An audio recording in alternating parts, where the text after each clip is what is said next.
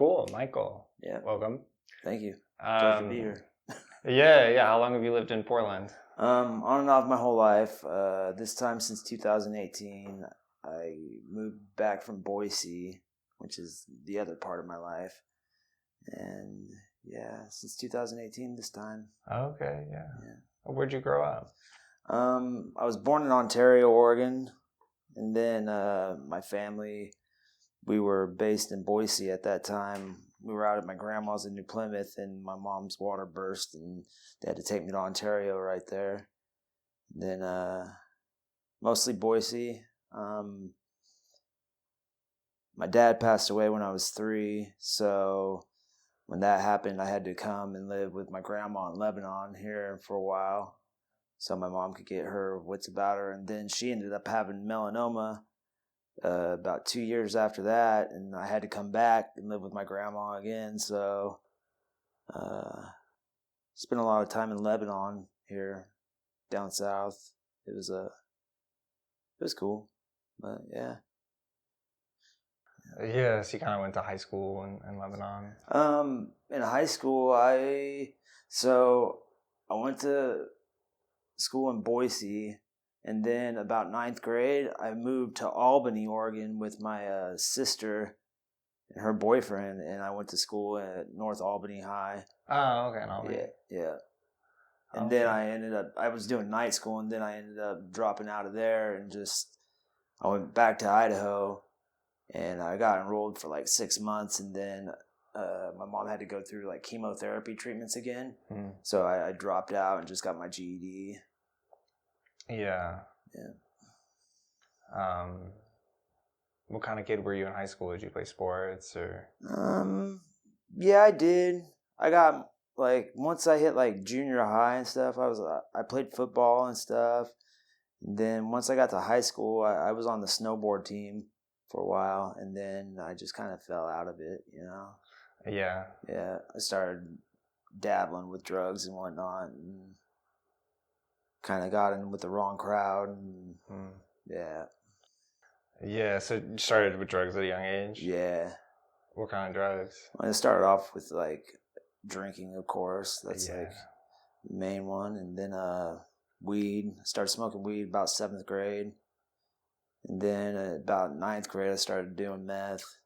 And yeah, it's been a part of my life for a long time. And I don't look at it as like a negative thing. I just look at it as like it's an experience, you know. Yeah. It's just part of like what I've done. It's not who I am. But, yeah. And then after you got your GED, what kind of work did you start doing? I ended up getting my GED in Excelsior Springs, Missouri, at a Job Corps, and I was getting a certification for a basic EMT, like emergency medical tech. I never got into the field though. I just started doing like construction and stuff, like doing siding and at a manufactured home plant. And then I started after I got my GED, I went back to Boise for a little bit, and I had to sit some jail time there for like 60 days or something like that. And as soon as I got out, I moved to Albia, Iowa, and my stepdad got me a job at Railco Locomotives out there, and I started painting locomotives. So that was a cool gig, but it got me into the auto body and paint trade. So that's what I specialize in now. So, oh, really? Okay. Yeah. So then, how old are you now? I'm 36. Nice. Happy birthday. Thank you. Has love been a big part of your life, or? Yeah, man, I love hard. I love fast. It is, but like for some reason, I always feel like I'm just gonna wind up alone, because like it never really like works itself out, you know. Like I'll find somebody and it'll be cool for a few months, and then like something will happen and either I give up on it or they do, and I don't know. Like, that's a rough one for me because I'm 36. I don't have any kids, and like at that point in your life, you're like, "What are you doing?" You know, I should have had a family by now. Like the picture perfect American household, you know. But like, Yeah. it's like maybe that's not meant for me, you know. I'm not saying that I don't want kids. I mean, and not for lack of trying. It's just like it just never happened. So I got a lot of nieces and nephews though. Oh, okay. Are they a big part of your life? Or? Yeah, they are. My oldest sister Jen passed away like 2 years ago, and my nephews, her sons, are really close to me. I mean, one of them's in prison right now in Idaho, and he's been locked up before that happened and ever since. So that's been really rough. Like, and then her youngest son just moved here from Boise, and yeah, we're close. Yeah. And then, so do you still work in the painting? Yeah, I do get gigs here and there. It's not as much as I was for a while there. I moved from Albia back to Boise, and I got a job with this custom shop, Black Magic Customs, and we were doing all the custom paint jobs for a high desert Harley there in the valley. Yeah, and, yeah. It was cool, and like I liked the people I worked with and stuff. I had a lot of other things going on too. I was on parole for a charge I got back in 2012, and my probation officer was just, I could not do one thing. Like, I couldn't look at him wrong, and he'd be locking me up. So I ended up going and topping out on my time pretty much. And yeah, and 2018, I got released from everything. And as soon as I moved here immediately. Because Idaho's just like a stickler for anything, dude. You can't do anything wrong. Like, you get busted with a little bit of pot, you're going to jail. So, oh god, yeah, it's crazy. Yeah. Yeah. And then have you ever had stints with rehab or anything like that? Or? I did do a rehab through the prison. It was it's called a therapeutic community rider, where you go and you're like in a dorm setting with like 90 other individuals and called your family. And you sit there and you have to do all these like process groups and cognitive self-change groups, and they would have this thing, it's called the pull-up system, and it's where you hold your peers accountable for, like, let's say you were to swear, like, say like you cussed at somebody, I would be like, Mr. Da, I'm holding you accountable for cussing at Mr. Da da da da. And then we would have to go to the game, and we'd sit there and like just hound on people for like the littlest thing, like pure accountability. That's what they were trying to get across. And it's like, this is crazy, man. It's a bunch of old like men holding people accountable for swearing and stuff. It's kind of counterproductive, honestly. Yeah, it was stupid. But I did it because it got me out early, so I got through it, and it was a 9-month program. I ended up being there like 11 months, and then I got out, and I kind of did an installment plan back and forth, you know, because I kept getting dirty ways for weed. I smoked weed pretty much my whole life, and like it's kind of been my medicine, you know, keep me on a level head. So yeah. So was that a reason that you came back to Oregon? That and my family. Yeah. They all had moved back here.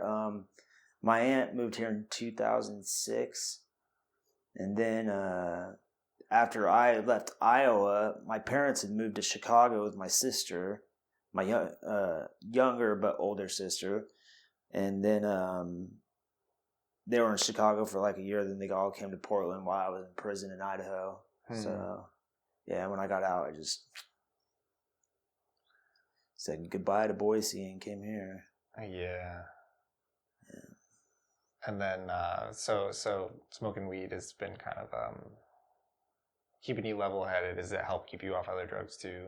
And No, not as of late. Like I actually, for the first time in my life, like this last year and a half, I haven't been smoking very much weed. I actually have cut back. Like I can't even remember the last time I smoked pot. Like okay.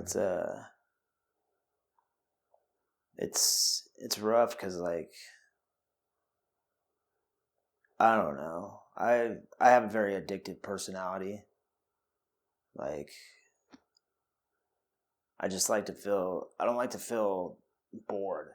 Boredom is my biggest trigger, and like life's boring, man. Like, so I always look for that next big rush, you know. And I kind of cut back on meth too. Like I haven't been doing very much meth, but this fentanyl shit, man. I hate it, but I'm so addicted to it, and it's scary because I'm not like the typical person who uses it, who like nods out and it's just life's in shambles, and like they're just, you know, I freaking use it daily, and I function on it. I kind of get energy from it, you know. It's weird. Like most people get all like nodded out and stuff, and not me. I actually use quite a bit, and it doesn't affect me like that. It's so weird. Yeah, that is interesting. Yeah, because you don't seem. Yeah, I don't come off like that to anybody, and it's like it's so weird. I don't understand it, but yeah, I actually use quite a bit. I use about 3 grams daily, and I just don't get it. Yeah, it's crazy. And then, like, have you looked into resources that help getting it? Because I know it's the dependency part of it is incredibly difficult. Yeah, withdrawal symptoms. I went to I forget what it's called. It's this place over on the coast. I did a 5-day detox there, and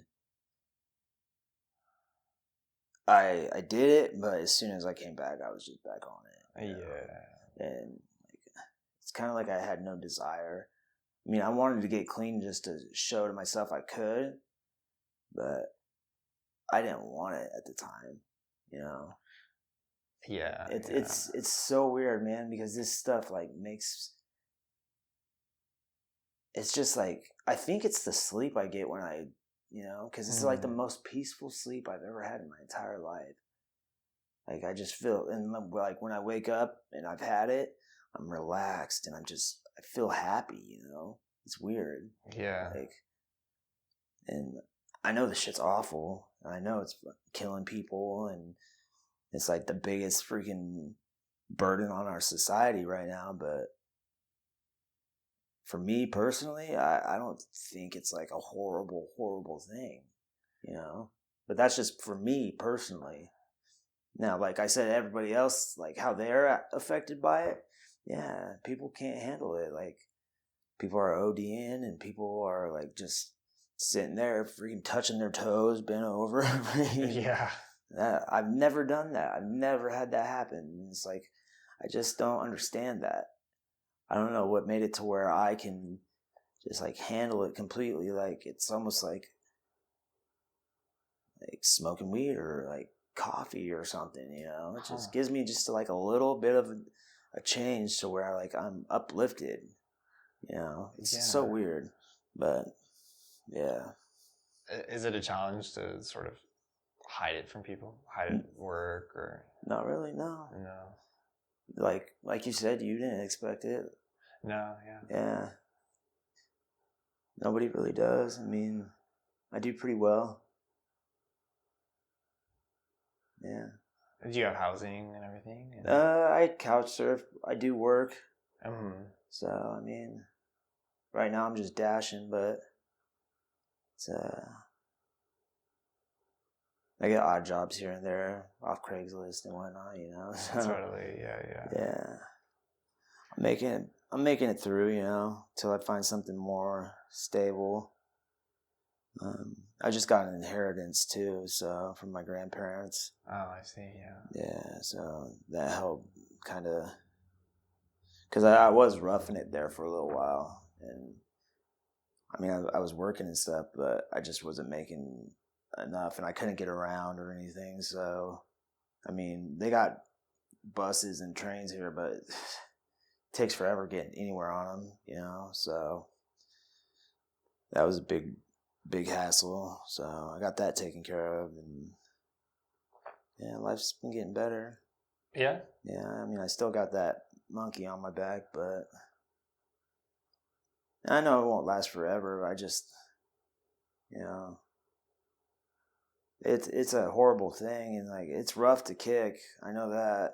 It's more difficult than anything I've ever dealt with in my entire life. And it scares the hell out of me to completely get off of it, because I can't picture myself getting completely off of it, because I did those 5 days and I just wanted to go right back to it. That's the only thing I could think about. That's the only thing my body and my mind wanted.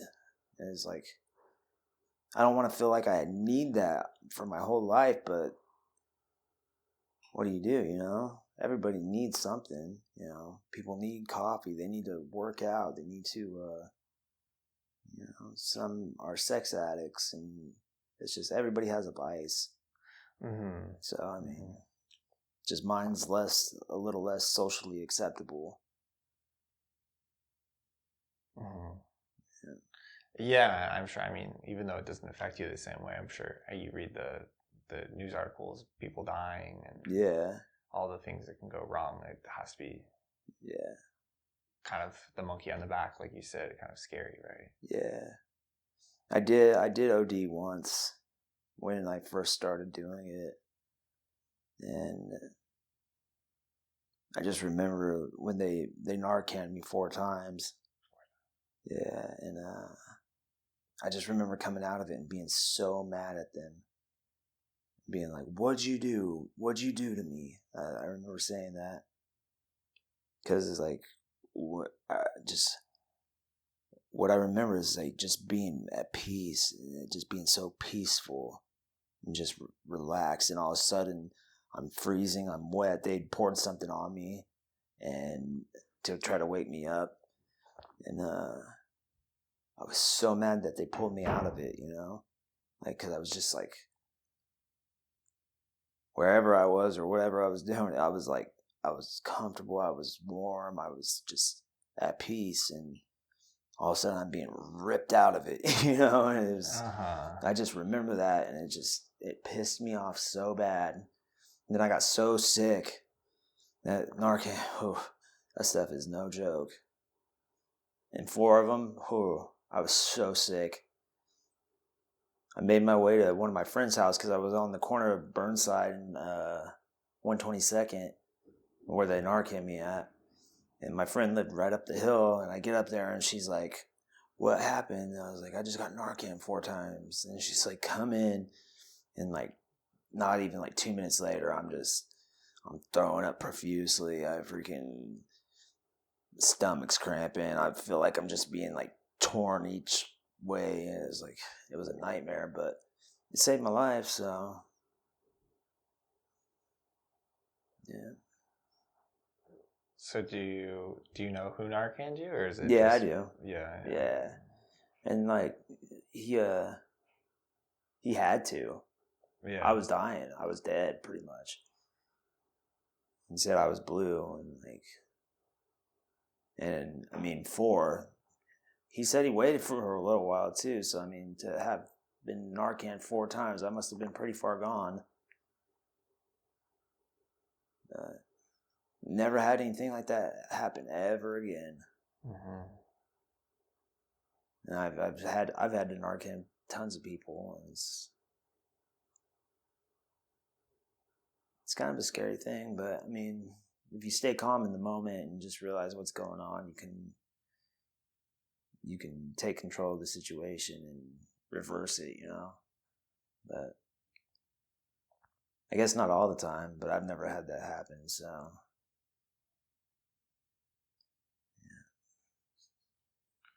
yeah. I mean, it's kind of remarkable in a way, just that this like synthetic opioid from China has kind of taken over everything from, like, meth used to be a huge problem here. And it still is, but, I mean, yeah, you know, heroin was the freaking, the problem, you know, in meth. And then all of a sudden, this fentanyl shit. It's like, you know, I guess they just made a deal on it where they took sanctions off these Chinese companies in order for them to help combat the freaking precursors that are coming from China to make it. And I don't think it's going to change. Just with like the Sinaloa cartel putting out that they are not doing it. They're telling all their members not to sell it anymore. I think that's just a decoy, kind of like a, what would it be called? Like, we're going to say we're going to do this, but really we're doing this just to make it look like we're doing this, you know? So I think it's just words.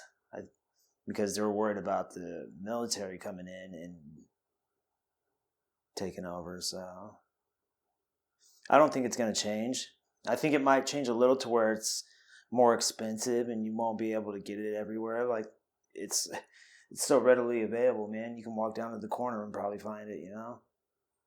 It's just because that's, I think, the reason why I started doing it so much is because it's just flooded. It's everywhere. Like, you can't go anywhere in this town where it's, you know, see people smoking foils everywhere. It's honestly pretty gross, but once you're on it, you don't really care about, you know, those things. Yeah, so you've been in Portland long enough to sort of kind of see some of the downtown areas sort of transform from this sort of crisis, right? Yeah, and it's slowly getting better. They've cleaned up a lot, and I mean, I remember back in the 90s when it was beautiful, and it just, none of this crap was, you know, there wasn't garbage everywhere, and freaking people in tents everywhere, and that started happening, and then the last couple of years, it was just awful, man. Like, especially during the pandemic, because nobody cared.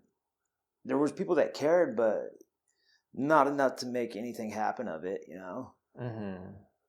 And, like, I see them get all this funding for homelessness and, like, and I see, like, these tiny houses popping up everywhere, and it's like, dude, they have so much money. So much money.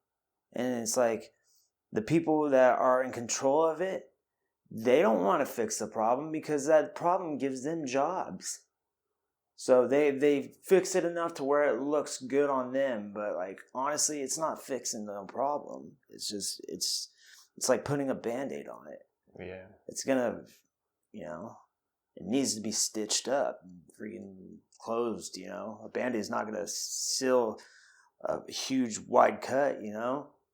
It's gonna freaking just fester under it and get worse, get infected, and And I feel like that's all they've done and continue to do. And then they put the camping ban on, like, 7 to 8. You can't have your tent up and stuff. Most of these people can't even set up a tent by themselves, you know? They have freaking mental conditions where, like, they need to be in a facility or something being taken care of, you know? And, like, not told, hey, you got to tear your tent down every single day and then carry all your belongings around all day. And it's just messed up, man. I don't agree with a lot of the stuff going on, but what do you do? Yeah, it's wild just what you can see in the streets with what's going on. Yeah. And what they're doing to try and fix it is just... Yeah. Now they're talking about reversing Measure 110, and it's like, just a few years ago, everybody was voting for it, and like, whoa, no, well, that's, of course this was going to happen. You don't decriminalize a whole bunch of drugs and expect the drugs not to be used. Mm-hmm. It's like, what did you think was going to happen? You know? Yeah. Yeah, but then there's also, right, like San Francisco where it looks just the same. Oh, they cleaned San Francisco up in a weekend because President Xi Jinping came. And they cleaned it up, and they said it's and they said it's not going to go back to the way it was, and it's like, yeah, right, but they did the same thing we're doing here, is just put a Band-Aid on it. To clean it up for a weekend. Yeah. And brush all the people off to one area of town and tell them, all right, you can be here, but don't go over here. And it's like, that's not going to work. Is there a part of you that wishes it was just be gone with, like, fentanyl just became illegal for them to produce? No one could get it anymore.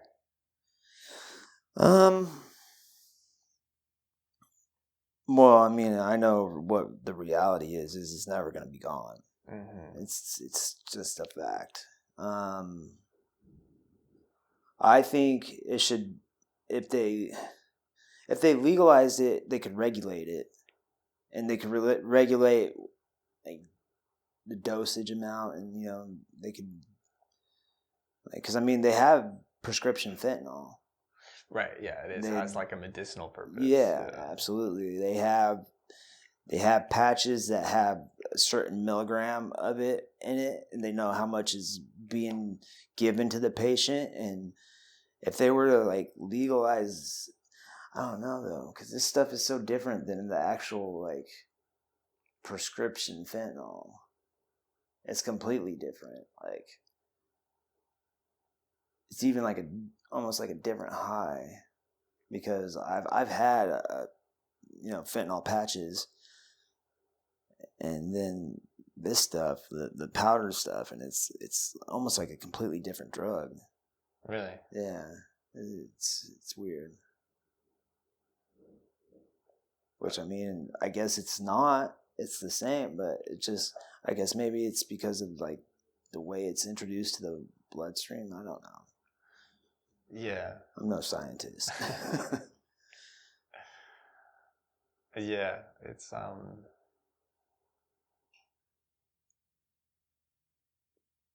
just it's a really sad problem going on right now, and it's interesting to talk to someone.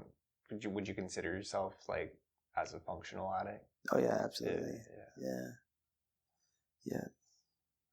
And then you right now your hustle is sort of door dashing. Yeah. Dashing and other side gigs. I went and I've been unloading a lot of trucks like at Dollar Tree and stuff. A lot of freight jobs lately. You can just kind of find those kind of gigs on Craigslist and whatnot. Yeah. And do you have any big regrets in your life?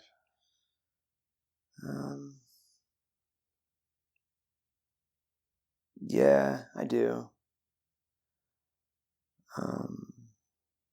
One of the biggest regrets I've always dealt with, when I was 14, my best friend Caleb at the time, he had just got out of juvenile detention, and he called me, and we had just started doing drugs and stuff, and he was on electronic monitoring, so he couldn't leave his house. And he asked me, he's like, dude, he's like, I want to get high, but I don't know what to do. I don't have anything. I don't have no weed. I don't have nothing. And I told him, I was like, well, no. I was like, you get prescribed antidepressants, don't you? And he's like, yeah. And I told him to pop a bunch of his fucking prescription Wellbutrins. And he ended up taking a bunch of them, and he went into having seizures, and he died from it. And I've just kind of always felt responsible for that, because he would have never taken them without me telling him to. And yeah, that's probably the biggest regret in my life. It's always kind of stayed with me too, because I felt was completely responsible for it. And do you have anyone to talk to? Huh? Did you have anyone to talk to? Not at the time, no. And at the time, I didn't even put it together in my head. Like, they told me he had taken some acid or some shit, and like, they didn't know what had happened, and like, I didn't put it together in my head until like a couple years later that was what happened. Oh. They told me that freaking he had taken some like bunk acid or something like that, and it wasn't the case. He had taken his Wellbutrin and had a negative effect to it and started having seizures from it. And by the time he got to the hospital and was given Valium to stop the negative or the seizures, it was too late. But yeah, and I mean, once I kind of put it together in my head and like realized what I had played, part I played in it, I started eating at me pretty bad. Because I mean, he was just a kid. He didn't need to die. And the only reason why he did is because I thought I knew what I was talking about when I didn't. But we all make mistakes. That's just one that can't be, can't be undone. And yeah. Yeah, it's terrible. I'm sorry about that experience. Yeah. But it is what it is. I mean, that was over 20 years ago, That's something that it's always stayed with me, but I mean, I realize there's just no way to change it. So just like with my sister dying a few years ago, that's another regret. I wish I could have taken care of her. But she was older than me, and she had schizophrenia, and she moved out to Iowa by herself after everybody had moved back here. She moved out there because when we were all out there, she had met some guy, and he wasn't even like really a thing for her, but in her head, she had made it to where they were a thing. And so she moved out there to pursue that, and all of a sudden she's dead.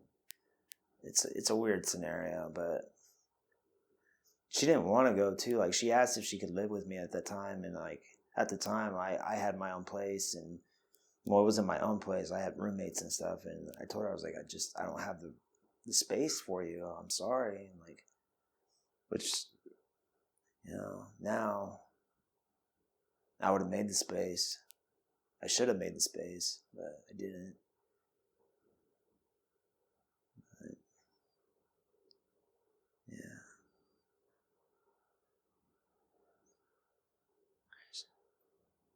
It's just one of those things, Yeah, but you never know how things are going to play out, right? So you can't put it on yourself. Yeah, exactly. But it doesn't make it any easier, right? No, I mean, because you can't determine how things are going to work out, but you play a part in it, Just like everything that happens to me is essentially my fault, good or bad. It's because of the choices that I made leading up to that, And there's, external factors, but it still boils down to my choices, my decisions that, I allowed this person to come into my life and do this, this, and this. Therefore, it's my fault, So that's the way I look at things. Do you think you're really hard on yourself? Yes and no. Like, usually I don't let things eat me up, Like, we're all human. Or there's only two things in life that are for sure, death and just death, actually. But it's like, I don't try to be negative, Most of the time I'm a pretty positive person. I try to look at the upside of things, Yeah. I mean, I've realized that there is usually always a negative, but usually you can find a positive in a negative scenario. And then when it's a positive scenario, you don't always find it negative. So it's just kind of how I look at it. Yeah, I see that. Yeah. Is there anything that when you were growing up that you really wanted to do? Any high hopes that you had? Yeah, I wanted to be I love music, and I always wanted to be a famous rap star, you know. And I thought I was gonna be, and even until like just a few years ago, I was still pursuing it, and like I'm good, and I just have a problem with promoting myself, you know. I don't like the whole flashy, I'm a badass, cocky, you know. I like my music to speak for myself or for itself, and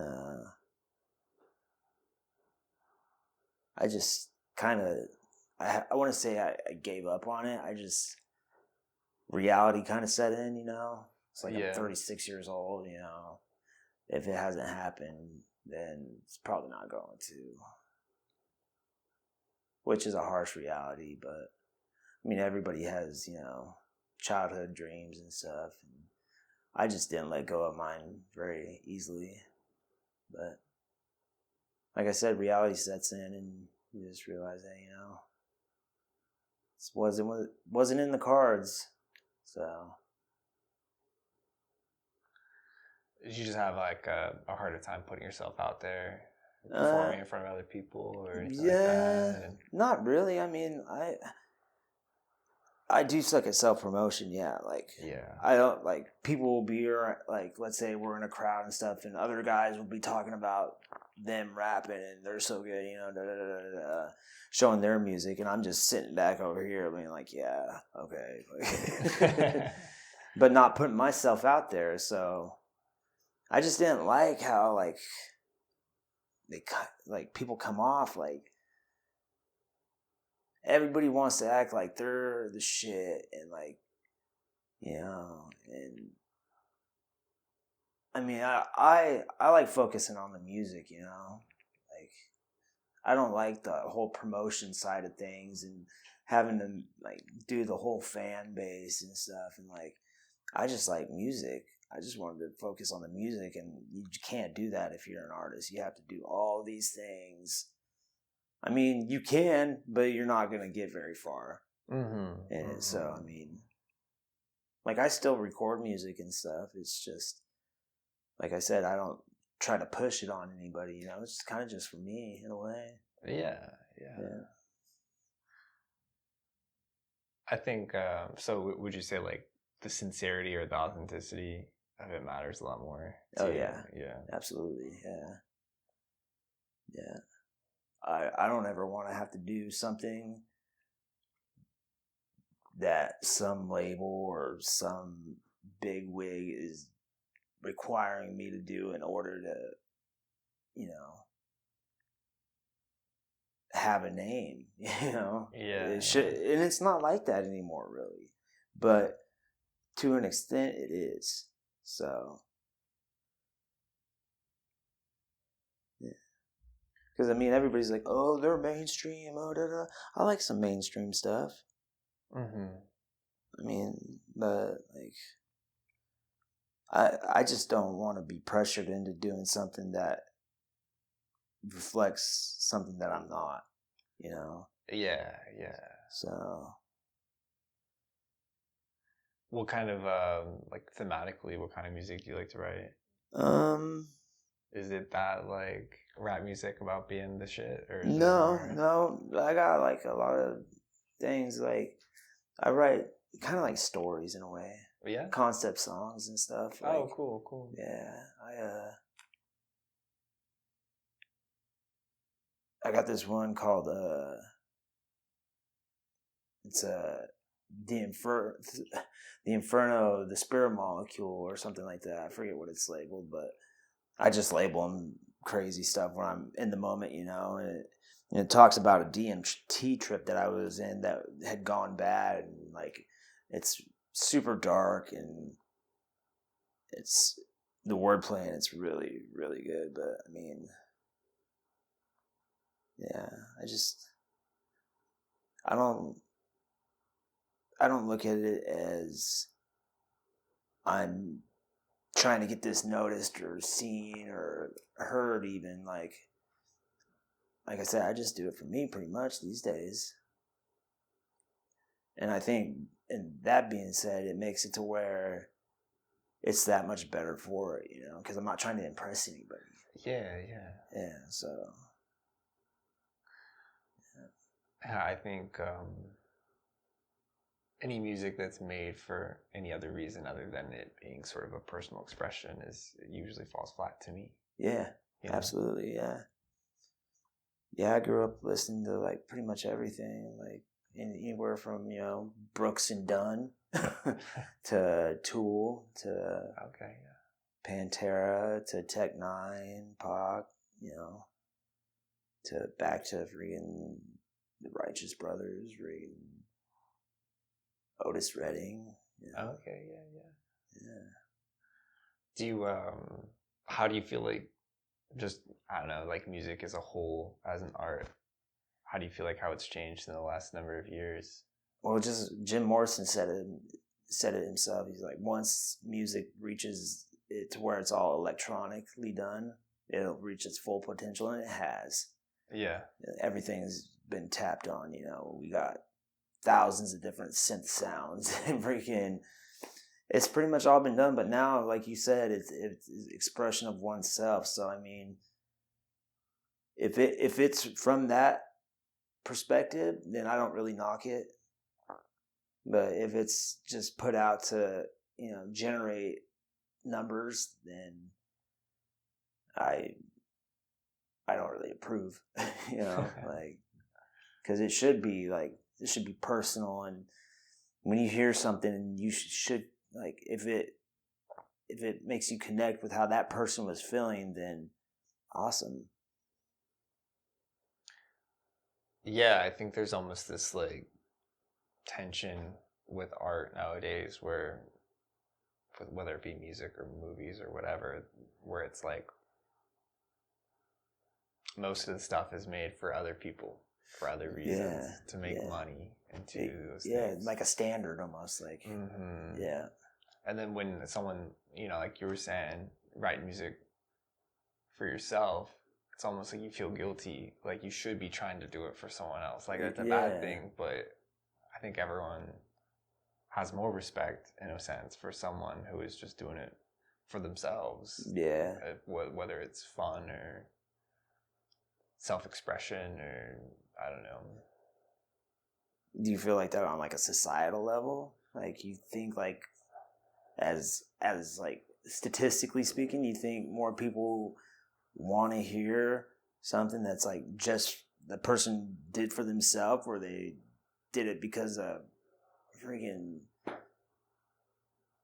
record label told them to do it, and it's what's selling? So yeah, I think a little bit of both, where it's like a lot of people just want the slop, right? They want the like big beat drop and the thing, but then there's like this huge other section, almost like in film there's always been like French art films and all these kinds of weird things that certain people are into. Some people are into like these crazy campy horror movies. And there's that same thing with music now, where some people just want that like kind of raw, authentic.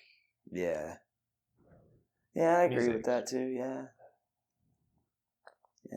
And I think that like I don't know, for me, I consider myself trying to be an artist, and I have that same problem where I worry that it's like, I don't want to make something that I think everyone wants. Yeah. So why would I make it? But there's no reason to prevent yourself from making it, right?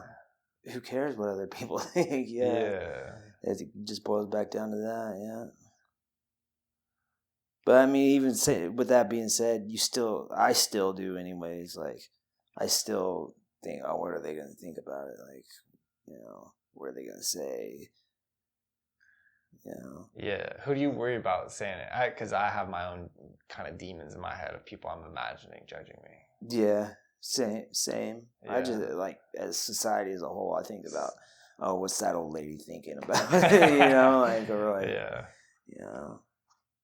It's because everybody, as much as people like to say, "Oh, I'm not judgmental," everybody's judgmental to a certain extent. Like,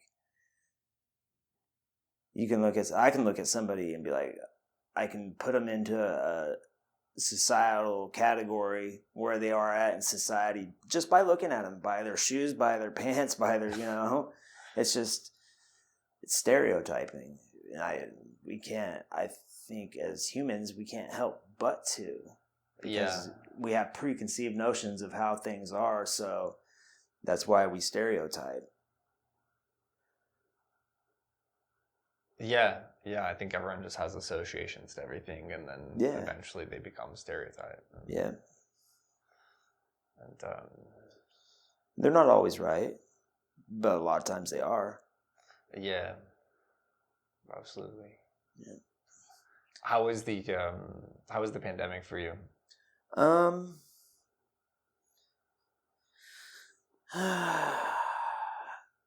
Honestly, it was awesome. Yeah. I remember going down to Lloyd Center, and it was 2:00 in the afternoon, and it was sunny, and it was just so quiet. It was just quiet, and there was nobody, and it was the coolest feeling in the world. Like, I felt like the last man on earth type thing, and like I had a little sporty neon during the pandemic, and I was just going everywhere, going 100 everywhere, freaking. Nobody on the roads. It was nice, but I mean, it kind of sucked because I didn't get to see my family during it, because my mom and dad my stepdad are a little bit older, so they were like, "Oh, well, we don't really want people around," which I got, They everybody was on their toes, nobody wanted to catch the thing, and now, honestly, I felt like I've had pretty much every variant there is. And it's like, whatever, like, I think it was, for more or less, I feel like it was the pharmaceutical companies that did the whole thing, They created it so they could come out for a vaccine for it that they could sell for billions and trillions of dollars. So, and that's a whole another freaking interview. Yeah. Where do you like to stay current in news and stuff like that, or do you like to stay away? I stay up on current going-ons. Yeah, and just like that meeting with Xi Jinping and Biden, and the whole Israel and Gaza thing going on, and Russia and Ukraine and China and Taiwan. Yeah, there's a lot going on. We're coming up on the next world war. Sometimes it feels like. I feel like we're already in it. We just don't know it. Yeah. Because I mean, honestly, what is Ukraine and Russia? It's a proxy war. It's Ukrainians fighting it, but it's all American equipment. Mm-hmm. We gave them everything they are using, and then Israel and Gaza. It's just going to be another proxy war between Iran and America. And it's just... Yeah, you wonder, like, World War II, at what point were they like, oh, we're in a world war? Yeah. Was there... In hindsight, we call it that, but what was it in the moment? Yeah, when was it World War II? Yeah. I don't think anyone in California before Pearl Harbor, that was thinking, oh, this is World War II. Yeah, exactly. Yeah, I think we're in the midst of it right now, and I think once China invades Taiwan, which they will do at some point, because Taiwan's not going to lay down for them, and China's not going to give up on it. They believe that it's their territory, and they're going to move on it at some point. And I mean, the smart thing for us to do is just, it's not our land. But we have investments into it, and it's that semiconductor facility. I feel like. Oh yeah. Yeah, I feel like that is like America's like interest in Taiwan is that semiconductor facility, and they just had people from that company help build one down in Arizona. Oh, that's right. Yeah, and I think once that's up and operational, I think we might even step away from Taiwan. Yeah. Yeah. Because I feel like that was our whole, like it's the gateway to the Pacific for the Chinese. So, I mean, we might want to, try to contain them, but we can't contain them. They have the biggest naval force on the planet now. And, like,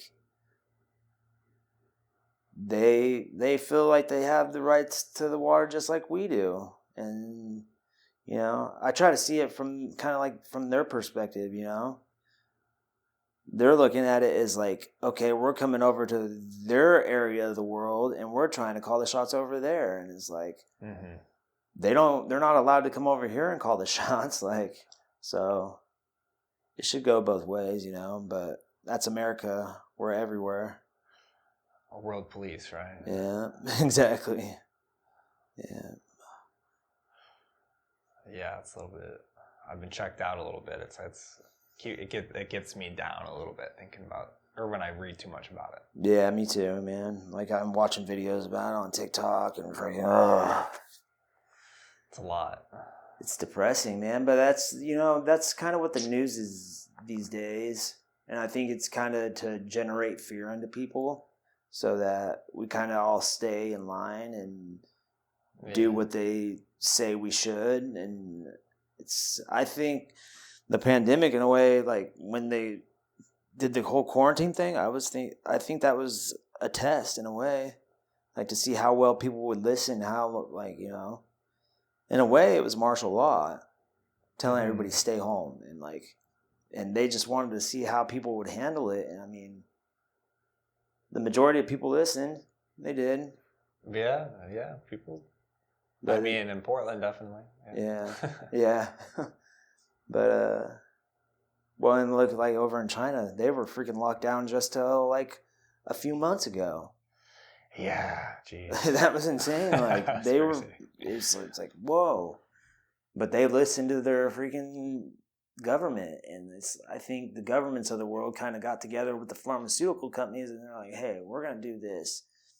And we're gonna get you guys a bunch of money, but we're gonna see how well they listen to us. And it's just, it's all power plays, I feel like, and America's afraid of losing power, and I think we are. I think we're going to at some point, because the rest of the world doesn't want us to police it, Right, yeah. They want to be able to, like, control their own financial systems, like just with like the BRICS companies, or countries, not companies, but that's the thing though, with this whole BRICS thing going on, and the dollar is going away. The dollar's never going away. The dollar's everywhere. Yeah, that's the standard. Yeah, and it will always be the standard, I feel like. Yeah. Well, is there any favorite movie of yours? Favorite movie? Or a great movie that comes to mind? Oh, that's a good question. Growing up, I liked that movie White Squall. White Squall. Okay. Yeah, it's about a bunch of teenagers that they end up going on, like, they go into like the Navy or something like that, and they go out and they go from like port to port and stuff, and they're partying and stuff, and like, it's a really good movie. I can't remember all the details of it, but growing up it was White Squall. I like what did I just watch? I don't know, man. I've seen so many. I've seen Repo the Genetic Opera. That's a good movie. It's a little different, but I liked it because it kind of shows like how society is, but in like a dark kind of, like, it was like a metal opera type of thing. Oh, like, interesting. Yeah, and then what's that movie called? Oh gosh, I can't remember the name of it. plays Jim Carrey in it. It's Eternal Sunshine for the Spot. Yeah. Oh, The Spotless Mind. Yeah. Yeah, that's a great film. Yeah. Yeah. That one goes deep. Yeah, it was. And then what's that other one with Keanu Reeves? Oh, The Matrix? No, not The Matrix. It's where's my phone at? Maybe it was John Wick. Or, no, not John Wick. It's Constantine. Not Constantine. It's one of the little less known ones. Interesting. Okay, I'm trying to think of the Keanu Reeves. That's probably not Bill and Ted's. No. Yeah. Let's see. Scanner Darkly. A Scanner Darkly. Oh, I say, yeah. I haven't heard of these movies. Oh man, check that one out, dude. That one's cool too. That's deep. A Scanner Darkly. Yep. Okay, cool. Yeah. A list to check out. What about any music artists that you like with some new albums or anything like that? Or an old. You know what surprised me is Pantera coming back out. Like, okay, like that's. I need to check that out. Yeah, it's because I mean, Dimebag and what's their drummer's name? It's his brother, Vinny Paul. They're both dead. So like 2 members of the original band are dead, and they bring out. It should be a new band, like, right? Yeah. For real. But I guess they're playing all the old music, so I don't know. I still think it should be a new band. But Tool's last album was kind of weird. Yeah. I was a little. Tool's pretty cool. Yeah. They've got a couple great albums though. Perfect Circle over again. Yeah. Pucifer. As of late, though, like I'm not like. There hasn't been very much music that has came out that I would go buy an album. You know. Yeah. Like, it's just certain songs I'll hear and like, but yeah, nothing. Highly Suspect. I like Highly Suspect. They're a pretty good band. Actually, they're like my favorite band that's came out in the last decade. Oh, okay. Yeah, I've been to tons of shows. Yeah, is there a show you're looking forward to? Nah. All right, now. I want to go check out that Vegas Sphere, man. Yeah, that thing is pretty cool. I was watching videos on it last night. 167,000 speakers. Wow. Yeah, and like, I guess they can like trigger. Like, let's say there's people like the president's giving a speech down in the center, and there's people from France and Russia and America. Well, if they're in their sections, they can target those people, and even without having like subtitles or anything, they'll hear it in their own native language. Wow. Yeah, it's insane. Like, just by the sections that they sit in, just how they can like do it with the speakers. Yeah. It's so cool. So modern technology. It's but I feel like everything's been done until like this has been introduced to it now, and like it gives the opportunity for so much more, you know? Yeah. It is pretty remarkable just seeing the outside of the sphere and the videos. I just saw the YouTube show. There. That just looks unbelievable. The helicopters come flying in, and all of a sudden they're over the band and they're spotlighting them. It's so cool. Yeah, it's really cool. Is there anything else you're looking forward to? Next move or? I'm going snowboarding this year. Great. I haven't been in probably 7 years. And I told myself I'm going up at least 5 times this year. It's something that I told myself I was going to start doing things that I used to do. Yeah. Just because I'm tired of just, you know, like I said, boredom. And it's like I started doing drugs because I was bored, and now I'm kind of bored because of the drugs, I think. So it's like, and this whole fentanyl thing, like, I was doing a lot, like a ridiculous amount, and now I've actually started cutting down, but my body still needs it, and it's just, it sucks, but it is what it is. And, yeah. I mean, at some point, I'll be able. I don't think sending a person into detox, and I just don't think that's.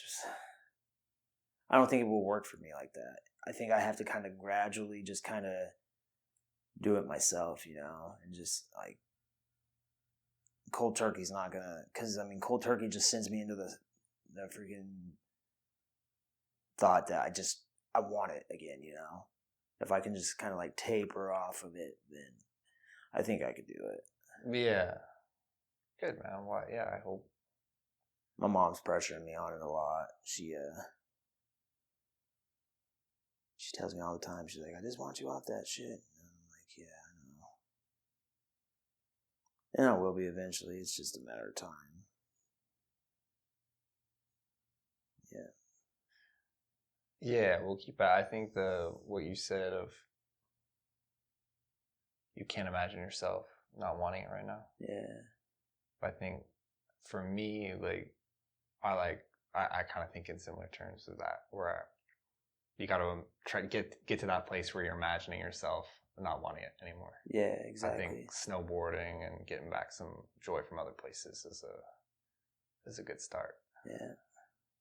Back to like the real things that make like real happiness, you know, not this artificial freaking. Absolutely. Yeah. Yeah. All right, well, cool, Michael. Thanks for chatting. Yeah, no problem, man. It's been a pleasure. Finish it up here. All right, you want me to take this clip or? Yeah. Cool. I can grab that from you. Yeah, go ahead. Perfect. Set